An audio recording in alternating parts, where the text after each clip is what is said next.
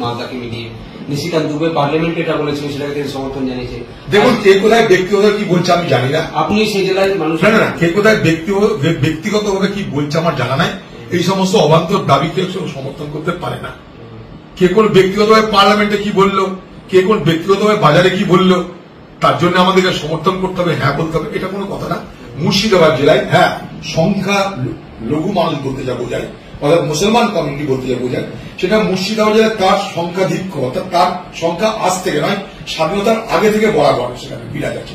মুর্শিদাবাদ তাই স্বাধীনতার পর দুদিন পরে সেখানে স্বাধীন হয়েছে, কারণ মুর্শিদাবাদ পাকিস্তানে চলে যাওয়ার ব্যবস্থা হয়েছিল। তো সেখানে মুসলিম জনগোষ্ঠী আজকে নয়, সারা জীবন ধরে সেখানে বেশি, নতুন করে এটা আবিষ্কারের কিছু নেই। মালদাতে মুসলিম জনগোষ্ঠী এরকমই, আজকে নতুন কিছু আবিষ্কার নাই এগুলো। অতএব এই সমস্ত অবান্তর কথা কে বলতে চাই না, কেন বলতে চাই না, এগুলোকে সমর্থন করার কোনো প্রশ্ন ওঠে বলে আমি মনে করি না।